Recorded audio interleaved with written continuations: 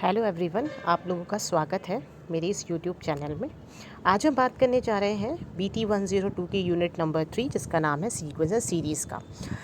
इसमें बेसिकली काफ़ी तरीके के टेस्ट की लगाए जाते हैं डाइवर्जेंसी और कन्वर्जेंसी से रिलेटेड।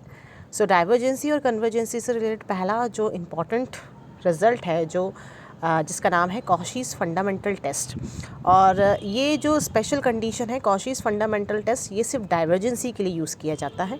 जैसा कि आप स्क्रीन में देख रहे हैं, कॉशीज़ फंडामेंटल टेस्ट ये कहता है कि अगर हमारे पास एक nth टर्म दी हुई है और अगर हम उसमें n tends to infinity apply करें और उसमें आंसर ज़ीरो ना आते हुए कोई और अगर नंबर मिल रहा है तो ये टेस्ट सीरीज़ को डाइवर्जेंट लिख देगा।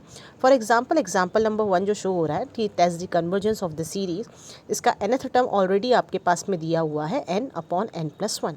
इस un में जब हमने n tends to infinity apply किया तो हमने n को कॉमन लिया, क्योंकि n को अगर हम इन्फिनिटी डायरेक्टली लगते हैं तो इन्फिनिटी बाय इन्फिनिटी का अनडिफाइंड फॉर्म यहाँ पर क्रिएट होता है।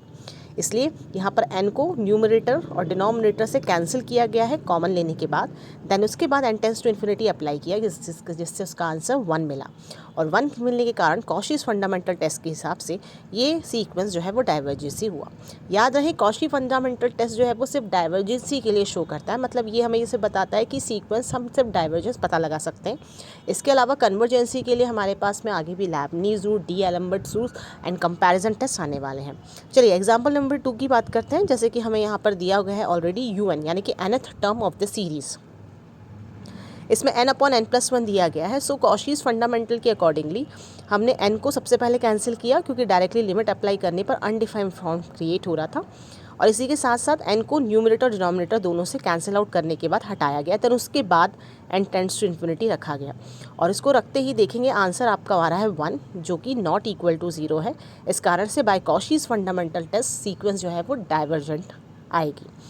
अनदर देन एग्जाम्पल नंबर 3 जो है, अगेन यहाँ पर हमने उसका un बनाया है 1/n और n+2, जिसमें न्यूमरेटर से तो आप n को कैंसिल नहीं कर पाएंगे, ना डिनोमिनेटर से कॉमन लेने पर आपको कोई फ़ायदा है। इसीलिए अनडिफाइंड फॉर्म यहाँ क्रिएट ना होने के कारण हम इन्फिनिटी को डायरेक्टली जब रखते हैं तो आंसर आ जाता है 0।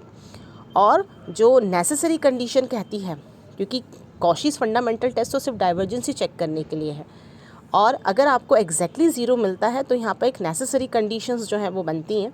और वो नेसेसरी कंडीशन ये कहती है कि अगर किसी सीक्वेंस के nth टर्म में n tends to infinity apply करने पर अगर आंसर 0 आ जाता है तो टेस्ट जो है वो कन्वर्जेंट होता है। So the by necessary condition of the convergency the series is convergent. So please keep practice. Thank you.